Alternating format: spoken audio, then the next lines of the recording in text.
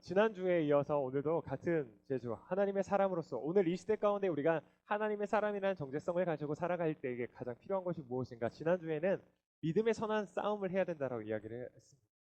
그러니까 우리가 살아가는 이 삶 가운데에 우리가 마주하는 이 세상 가운데에 우리는 그저 그냥 우리가 일상생활을 살아가면서 거기에 더하기 그냥 교회를 다니는 어떤 이 모양을 이런 모습을 더한 삶을 살아가는 것이 아니라 우리는 세상 속에서 살아갈 때에 그 세상 가운데서 우리는 믿음의 싸움, 믿음의 선한 싸움. 다시 말해서 이제는 세상이 요구하고 세상이 말하고 있는 그 질서와 그 가치들에 대해서 우리가 거부하고 하나님의 그 말씀의 기준 삼아서 하나님께서 오늘 우리에게 말씀하시는 그 질서와 그 가치가 무엇인지를 발견하고 그것을 따라 살아가기 위해서 세상과 다른 방식으로 정말 끝까지 피 흘리게까지 하나님의 그 가치를 무너뜨리는 하나님의 존재를 잊게 만드는 그 모든 것들하고 우리가 피 흘리기까지 싸워야 한다, 싸움을 시작해야 된다라는 이야기로 시작을 했습니다. 오늘은 우리가 두 번째 이야기로 오늘 이 시대 가운데 하나님의 사람으로 살아가는 데 있어서 우리가 어떠한 삶을 살아가야 하는가 그 두 번째 바로 이겁니다. 따라해봅시다. 공의롭고 경건한 삶을 살아야 합니다.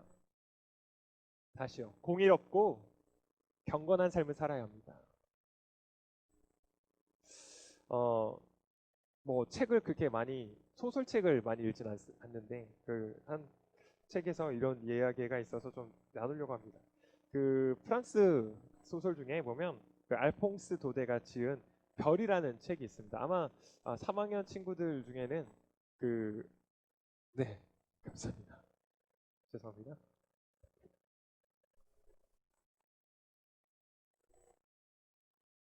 아마 그 수능 국어 언어 영역에 지문으로도 좀 나오는 소설이었던 것 같긴 한데 이 별이라는 소설의 그 내용을 보면 당시에 이제 프랑스 시대에서도 이렇게 좀 계급 차이가 있었던 것 같아요. 그러다 보니까 이제 목동 그러니까 저 들판에 나가서 주인의 양들을 그 들판에서 산에 있는 그 들판에서 이렇게 돌보는 그런 목동지기가 있었는데 이 목동지기가 이제 한 20살 정도 됐는데 이 목동지기가 사랑을 해요. 누굴 사랑할까요? 누구를 사랑할까요? 꼭 우리가 이게 설정 딱 더 알잖아요. 이게 그렇죠? 예. 신분이 낮아요. 근데 누굴 사랑해요? 예, 집주인의 그 딸. 예, 바라볼 수도 없는. 그러나 이렇게 늘 사랑하는 마음을 가지고 있었어요. 근데 어느 날 이 목동지기가 그 양들을 그 들판에서 산에서 이렇게 하고 있는데 갑자기 저기서 혼자서 이제 얼마나 외롭겠어요. 혼자서 그 양들 예, 보면서 또 무섭기도 하고 밤에 그렇죠. 산에 이제 혼자 있으면 여러분 무섭잖아요. 그렇죠? 저만 무서워요? 다들 뭐 야밤 산행 많이 하나 봐요. 분위기가 참 그래요. 참 4년을 우리가 이 시간을 했는데 참 적응이 되지 않아요. 어쩔 수 없다 생각하고. 예, 그러니까 밤에 이렇게 혼자 있고 하다 보니까 얼마나 외롭고 쓸쓸하겠어요. 여러분 집에서 나오지 못하고 집에 있으니까 물 좋았겠다, 그치? 예, 집에서 뭐 컴퓨터 하고 그랬잖아요. 우리는 외롭잖아요, 그쵸? 핸드폰 있으니까. 그렇지만 그 당시에는 그런 게 없으니까 예, 뭐 카톡을 보낼 친구도 있는 것도 아니고 예, 유튜브도 없었을 거고 그러니까 얼마나 외롭게 혼자서 그냥 밤하늘을 보면서 얼마나 외롭겠어. 근데 어느 날 그 양들을 보고 있는데 양들 돌보는데 저 멀리서 어떤 아가씨가 오는 거예요. 가만히 봤더니 이 목동지기가 사랑하는 그 집 주인의 딸이 그렇게 그 간식거리랑 이런 걸 좀 챙겨가지고 잘 있나 이제 한번 돌아보러 시찰하러 왔겠죠. 너무 가슴이 뛰는 거예요. 이그 목동지기가 이 딸하고 이게 참 재밌는 시간을 보냈어요. 근데 이제 저녁 때가 돼가지고 이제 그 주인 딸이 이제 돌아가는 시간이 됐는데 돌아갔다 생각했는데 좀 있다 보니까 홀딱 젖어가지고 이렇게 다시 돌아오는 거예요. 그래서 어쩔 수 없이 이제 그 하룻밤을 이제 그 산속에서 이 목동지기가 그 집주인 딸과 보내게 된 거죠. 벌써 분위기가 이렇게 좀 상상을 해보세요. 네. 다 알 거 알잖아요, 그쵸? 모른 척 하지 말고 순진한 눈빛 하지 말고 그쵸? 고개 너무 까딱하지 말고 너무 티나니까. 네. 이 젊은 남자와 또 좋아하는 여자가 지금 같이 한밤을 보내게 된 거죠. 그래가지고 이 목동지가 이제 그 자기가 원래 머물던 곳에 새로운 이불자리를 깔아주고 거기서 자라고 하고 밖에다가 이제 모닥불을 피우고 본인은 밖에서 자려고 이렇게 하고 있는데 아무래도 이제 뭐 그런 산에서 경험이 없었던 사람이기 때문에 무서워서 이제 나왔겠죠. 나와가지고 같이 그 모닥불 앞에서 가만히 이렇게 이제 보면서 별을 보면서 이제 별 이야기를 해주는데, 근데 이제 별 얘기를 하다 보니까 이 집 주인 딸이 이게 기대어서 잠이 들었어요. 보통 우리가 요즘에 이렇게 드라마나 영화 같은 데 보면 어떤 타이밍입니까 이게? 예, 아주 좋은 타이밍이죠 이제. 예? 그쵸. 그 다음 이제 그동안 얼마나 사랑했는데 얼마나 좋아했는데, 그리고 쉽게 어떻게 만날 수 없는 관계였지만 너무나 좋은 찬스였죠. 그런데 이 목동이 그 아가씨가 잠든 그 모습을 보고 별을 바라보면서 그 시간들을 그 별 앞에서 아주 아무 일 없이 아주 무난하게 그 시간을 보냅니다. 그리고 소설은 끝이 나요. 어떻게 생각해보면 이게 과연 무슨 소설인가라고 생각할 수 있을지 모르겠지만, 당시에 이 소설이 그 프랑스 사회에 굉장히 큰 충격을 주었어요. 왜 충격을 주었는가? 당시 그 프랑스 사회의 그 문화가 보면 굉장히 음란한 문화였거든요. 그러니까 남녀의 그런 어떤, 그러니까 그런 음란한 사랑에 대해서 사람들이 그런 문화를 만들어 있었고 그런 문화를 즐기던 사회였는데, 그런데 오늘 이 알퐁스 도데가 쓴 이 별의 소설의 내용을 읽어보니까 상상이 가잖아요. 사람들도, 이 독자들도 이 책을 읽어가면서 상상했을 거 아니에요. 아, 이제는 뭐 목동지기가 이 여자를 그 집주인 딸을 이게 뭐 이런 표현을 좀 그렇긴 하지만 이렇게, 예, 다른 마음을 품고 뭔가 할 수도 있는 거잖아요. 예? 그런데 그런 일이 전혀 벌어지지 않고 이 목동지기가 그냥 그 별을 바라보면서 그 시간을 그냥 그 딸 주인 옆에서 지키면서 그냥 그 시간을 그렇게 온전히 보내면서 그 소설은 끝이 났거든요. 그 내용이 이 프랑스 사회 사람들에게, 아, 진짜 순결한 사랑이 무엇인가, 우리가 정말 추구해야 될 사랑이 무엇인가에 대해서 다시 한번 일깨워주는 귀한 작품으로서 기억이 되고 있거든요. 어쩌면 너무나도 평범한 이야기이지만, 그러나 그 이야기가 그 문화들 가운데, 그 음란한 문화 속에서 살아가는 사람들에게 충격을 주었다라는 거죠. 우리가 지금 하고 있는 이 사랑이라는 것이 정말 과연 정말 사랑인가? 그렇지 않다라는 거죠. 오히려 그렇게 음란하게 그냥 남녀가 만나면 무조건 어떤 육체적인 어떤 그런 관계를 갖고 그런 것이 사랑이라고 생각했던 사람들 가운데에, 오히려 그 여자가 옆에 있지만, 자기가 사랑하는 사람이 옆에 있지만, 그러나 그 여자를 지키고 그저 그 별 앞에서 성스럽게 성결하게 정결하게 순결한 마음으로 그 사람을 지켜주고 사랑해주는 그 마음, 그게 정말 사랑이구나라는 것을 다시 한번 일깨워주는 소설의 내용이었다라는 거죠. 제가 오늘 이 소설 이야기를 왜 시작을 하냐면, 오늘 우리 가운데에, 우리 삶 가운데에서도 우리가 이 경건한 삶, 우리가 이 공의롭고 경건한 삶이 우리 지금 이 시대의 문화 가운데에 너무 필요하다라는 거예요. 그러면 이 이제 의롭고 경건에 대해서 먼저 우리가 좀 정리를 하고 갈 필요가 있는데, 우리가 공의라는 것을 제가 구약 이야기를 통해서 여러분에게 설명을 몇 번 했는데 기억하지 못할 거니까 다시 한번 이야기를 하냐면, 공의라는 것은 하나님과의 바른 관계라는 거예요. 나와 하나님과의 바른 관계가 공의로운 삶입니다. 근데 나와 하나님의 그 관계가 어떻게 바른가, 그것을 어떻게 알 수 있는가를 보면 야고보서 1장 27절에서는 이렇게 이야기하고 있습니다. 하나님 아버지 앞에서 정결하고 더러움이 없는 경건은 곧 고아와 가부를 그 환난 중에 돌보고 또 자기를 지켜 세속에 물들지 아니하는 그것이니라. 그러니까 야고보서에서 말하고 있는 이 정결하고 더러움이 없는 경건이라는 것이 고아와 가부를 그 환난 가운데 돌아보아 주는 것, 어렵고 힘든 그 이웃들에게 그들을 돌보아 주고 그들을 케어해 주는 것, 그리고 이 세상 세속 문화에 자기를 물들여 버리지 않는 것, 그것이 야고보에서 말하고 있는 더러움 없고 정결한 경건이라고 이야기를 하고 있거든요. 이것을 다시 한번 또 조금 더 쉽게 이야기를 하면, 그러니까 우리가 하나님 앞에서의 그 바른 관계를 어떻게 우리가 확증할 수 있는가, 확인할 수 있는가, 그것은 지금 나의 삶에 있어서 내 주변에 있는 나의 친구들, 이웃들 중에 어렵고 힘든 사람들에게 내가 정말 그들의 아픔과 슬픔 가운데 공감하고 있는가, 아니면 그들이 아프든 말든 그들이 어려움에 처했든 말든 그것과 상관없이 그냥 나는 내 삶을 위해서만 살아가고 있는가, 혹 지금 내가 그냥 나의 삶을 나만을 위하여서 그 삶을 살아가고 있다면 그것은 공의로운 삶이 아니라는 거죠. 그것은 지금 하나님과 바른 관계가 맺혀져 있지 않다라는 겁니다. 그러나 내 삶 가운데 내 이웃의 내 친구들의 그 어려움과 아픔의 그 상황들 가운데 우리가 공감해주고 같이 아파하고 그래서 또한 그 도움의 손길들을 내도 보낼 수 있는 것, 그들을 정말 먼저 바라보고 그들의 아픔에 공감해주며 그들을 도울 수 있는 것, 이것이 하나님과의 바른 관계가 맺혀져 있다라는 또한 증거가 된다라는 거예요. 이것이 공의로운 삶입니다. 이런 공의로운 삶이 우리 가운데 필요하다는 거예요. 먼저 우리가 생각할 때. 왜냐하면 오늘 이 시대 가운데에 우리가 공감 능력을 잃어버린 사회이거든요. 특히나 교회의 이야기를 할 때마다 참 가슴 아픈 거면 교회를 볼 때마다 교회가 사회적 공감 능력을 잃어버렸거든요. 지금 세상 가운데 지금 아파하는 소리가 무엇인지, 지금 사회상 가운데 하나님께서 창조해 놓으신 이 창조물들이 무엇 때문에 지금 부르짖고 있는지에 대해서 전혀 듣지 않아요. 공감하지 않습니다. 오히려 지금 우리의 이 지금 코로나19와 같은 이 상황들 가운데에 이 상황을 하나님께서 허락하셨음에도 불구하고 피조물들의 그 고통 소리에 대해서 하나님의 형체를 닮은 그 사람들의 그 고통의 가운데에 우리가 함께 하려고 하는 마음들이 잘 생기지 않는다라는 거죠. 그 공감 능력이 우리에게 없다라는 건, 여러분, 우리가 정말 하나님의 사람으로서 우리가 정말 하나님과의 그 바른 관계를 우리가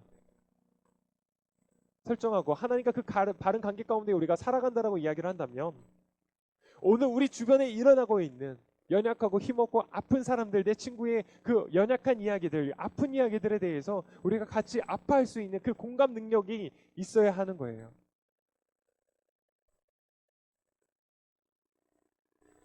여러분, 그 학교 가운데에, 여러분 그 교실 가운데에 어렵고 힘든 친구들이 있잖아요. 그 친구들의 그 아픔에 대해서 여러분 전혀 무관심하고 있다면 여러분은 무늬만 그리스도인 사람인 거죠. 오늘 지금 이 시대 가운데에, 우리 이 세상 가운데에 지금 아파하고 있는 이들에 대해서 우리가 침묵하고 있다면 우리는 하나님과의 바른 관계가 되어 있지 않다라는 겁니다. 영과 진리로 예배한다라고 예수님께서 영과 진리로 예배해야 된다고 말씀하시죠. 이 영과 진리로의 그 의미가 무엇일까요?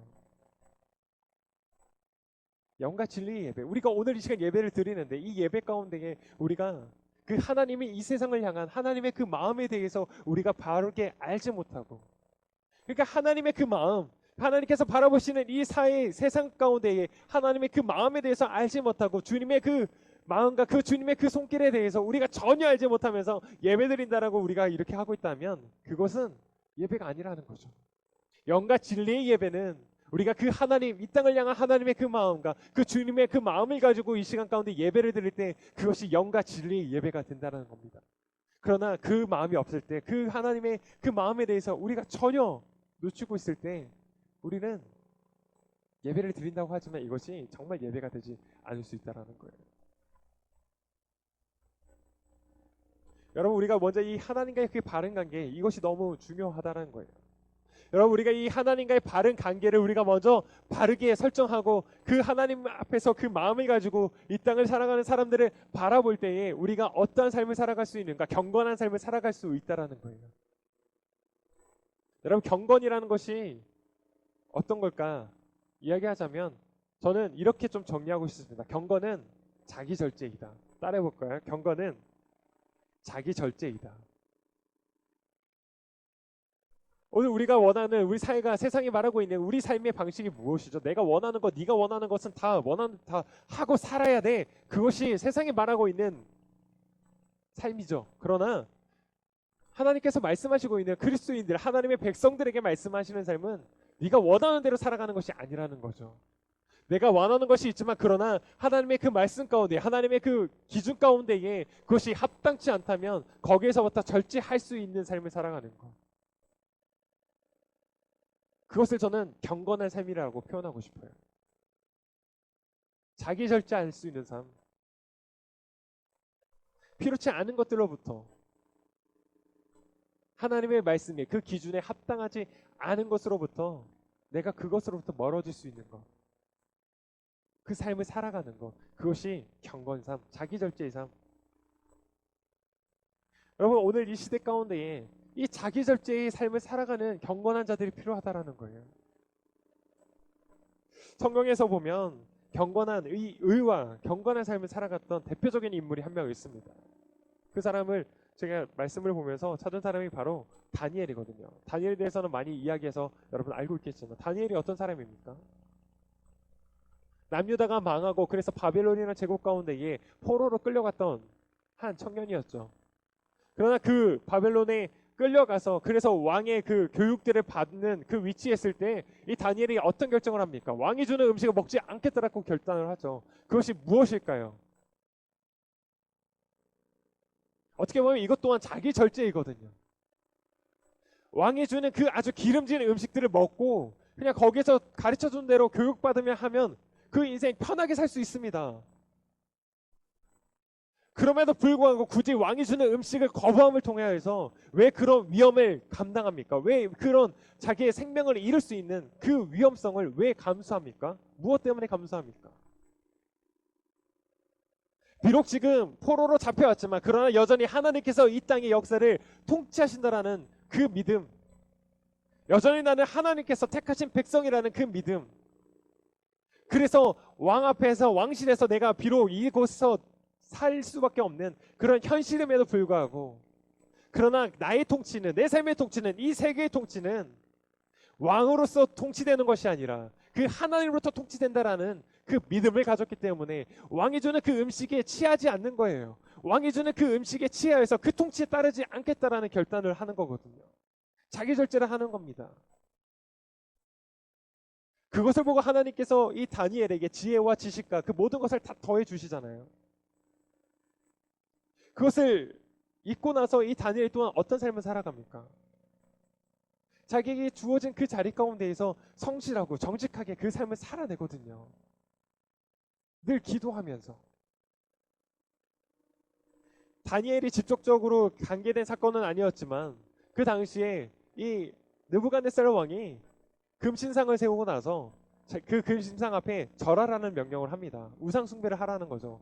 그랬더니 이 다니엘의 내용은 나오지 않고 다니엘의 그 세 친구 같이 함께 믿음으로 다니엘과 결단했던 그 세 친구가 그 금신상 앞에 절하지 않습니다. 그 일 때문에 이들이 풀무불에 던져지죠. 그러나 하나님께서 그들을 건져내십니다. 그 일을 통하여서 하나님이 살아계심을 온 천하에 드러내는 일, 사건이 나타나는 거죠.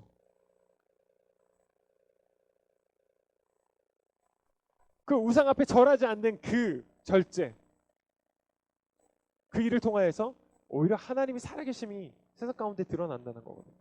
다니엘이 겪었던 일은 무엇입니까? 사실 이제 바벨론 제국이 망하고 페르시아 제국이 섰습니다.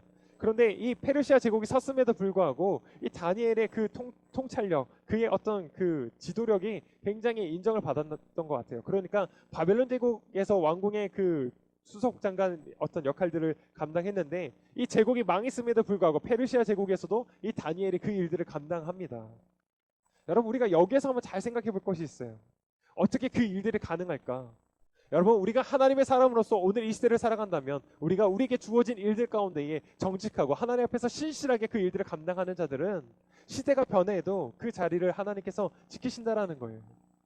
단순히 그 자리가 높은 자리고 좋은 자리에서 지키는 것이 아니라 그가 하나님의 사람으로서 살아가기 위해서 또한 하나님의 그 통치를 대행하는 그 일들을 그가 그 자리에서 감당했기 때문에 역사의 제국들은 흥하고 망하고 이 일들이 반복되어오지만 그러나 하나님의 그 사람은 하나님 앞에 붙들려서 그 경건한 삶으로 살아가는 그 삶의 인생은 그 흥망성쇠에 좌우되지 않더라는 거죠. 이 페르시아 제국에서 이 다니엘이 얼마나 사람들 눈에 가시거리였겠어요. 왜요? 이 사람은 바벨론 제국에서 세워졌던 사람입니다. 그런데 페르시아 제국의 그 신하들을 보니까 다니엘이 굉장히 활약이 많거든요. 그러니까 얼마나 그에 대한 시기심이 있겠어요. 그런데 어떤 일이 일어나냐면 그래서 이 다니엘을 어떻게든 그 흠을 잡아서 그를 끌어내리려고 그를 뒷조사를 다 했는데 그에게 흠 잡힐 만한 것이 하나도 없는 거예요. 흠 잡힐 만한 일들이 없다라는 거죠. 제가 이 대목을 묵상하면서 한 가지 소망이 생겨요. 여러분 오늘 이 자리 가운데 함께 예배하는 여러분 가운데 이런 하나님의 사람들이 서기를 간절히 기도합니다. 다 상관없는 일인가요? 제가 너무 심각했었나요? 여러분 다시 한번요. 여러분 정말 이런 하나님의 사람들로 세워지기를 간절히 기도합니다. 오늘 우리 사회 가운데, 우리 세상 가운데에 여러분 어느 자리에 가든 그 자리 가운데에서 여러분 하나님의 사람이라는 정체성을 가지고 그 자리에서 그 직위에 마땅한 합당한 그 일들을 감당하며 성실하고 정직하게 그 일을 감당함을 통하여서 흠을 잡으려 해도 흠 잡을 것이 없는 그런 청렴하고 그런 정직한 그런 사회인으로, 그런 직장인들로, 그런 공직자들로, 그런 하나님의 사람들로 여러분 이 세상을 살아갈 수 있는 자들이 되길 간절히 소망합니다.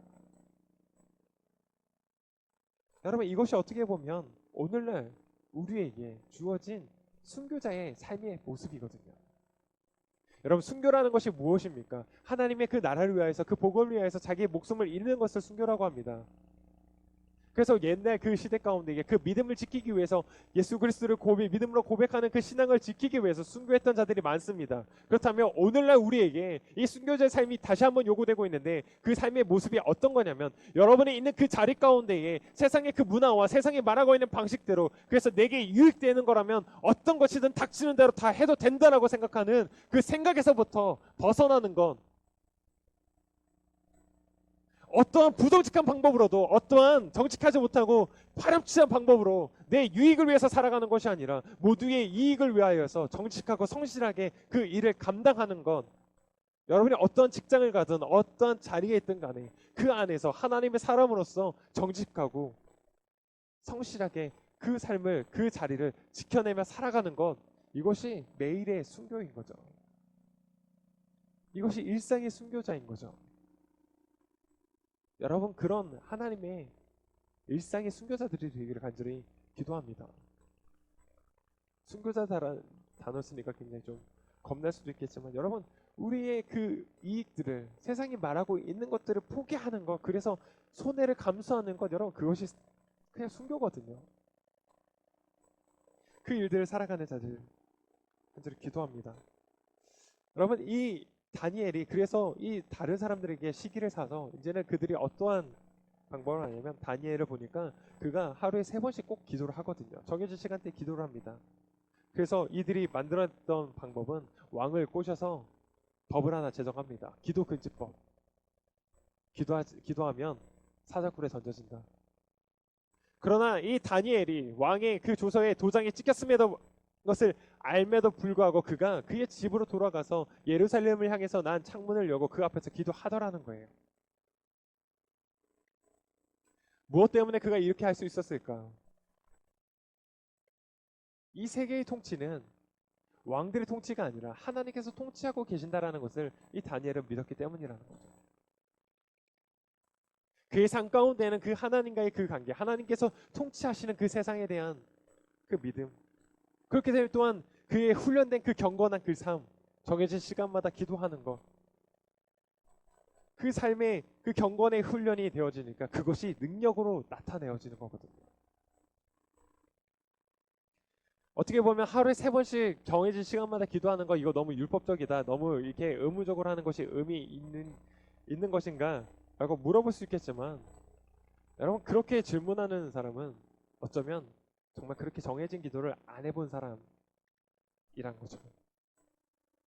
여러분 우리가 매 정해진 시간마다 하나님 앞에 그 시간들을 정해놓고 기도하는 것이 정말 쉬울까요? 그것이 아무리 의무라지만 그것이 그냥 내가 어떻게 해야 되겠다라는 그런 어떤 율법적으로 이게 가능한 일일까? 여러분 그렇지 않다라는 거예요.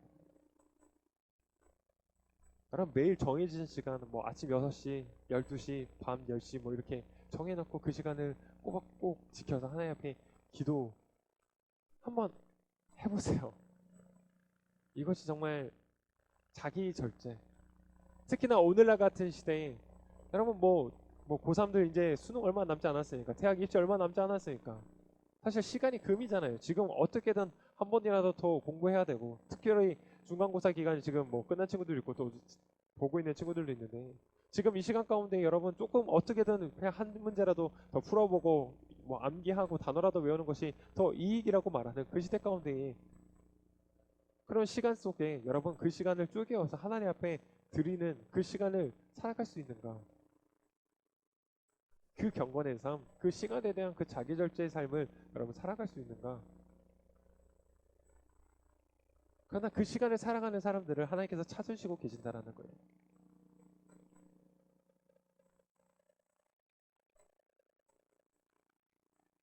다니엘은 그렇게 하나님 앞에서 그렇게 기도하며 그렇게 하나님 앞에 바른 관계 가운데 하나님의 그 통치를 그가 소망하면서 그 삶을 살아냈죠.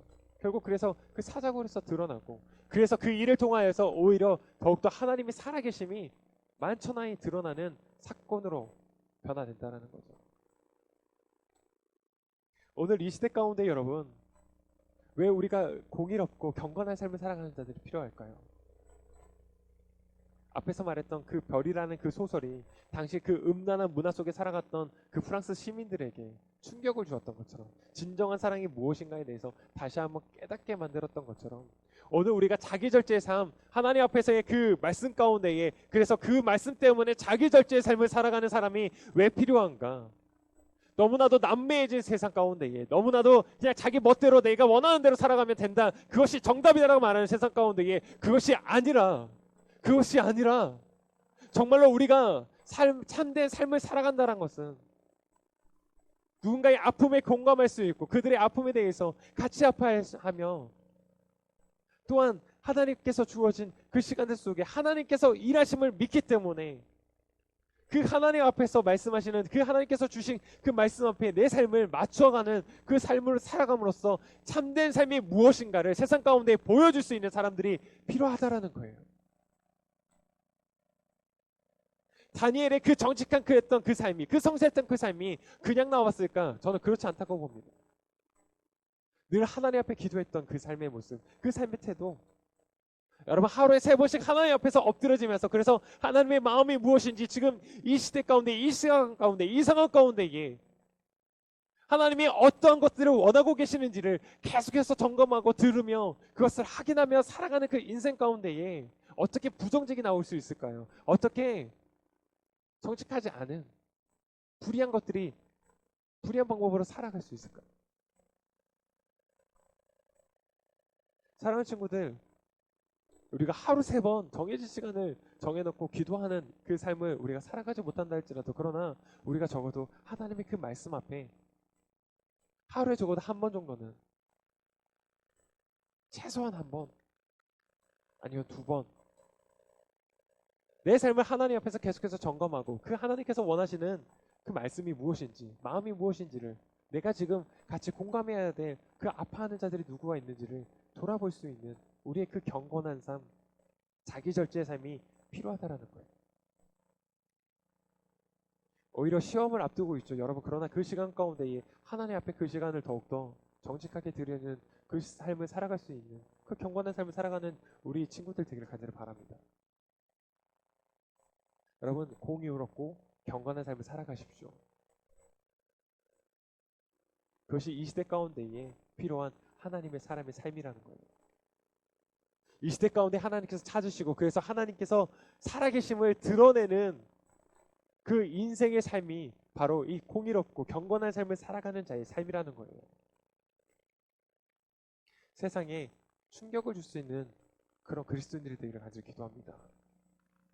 나쁜 소식으로, 좋지 않은 방법으로 세상에 뒤통수 때리는 그 인생이 아니라, 정말 하나님은 살아계시구나, 정말 하나님은 살아계신 분이구나 라는 것이 세상을 통해서 고백되어질 수 있도록 오늘도 우리가 공의롭고 경건한 삶으로 살아갈 수 있는 하나님의 사람들, 여러분, 그 하나님의 삶을 우리가 꿈꾸며 살아갈 수 있는 자들, 그것을 소망하며 살아가는 자들, 그것을 기대하며 살아가는 자들, 그런 믿음의 사람들 되기를 간절히 기도합니다. 여러분, 다시 한번요, 하나님의 사람들 되기를 간절히 기도합니다. 공의롭고 경건한 삶을 사십시오. 세상이 감당하지 못할 수 있는 그런 공의와 경건한 삶을 살아가는 그런 믿음의 친구들 되기를 간절히 기도합니다.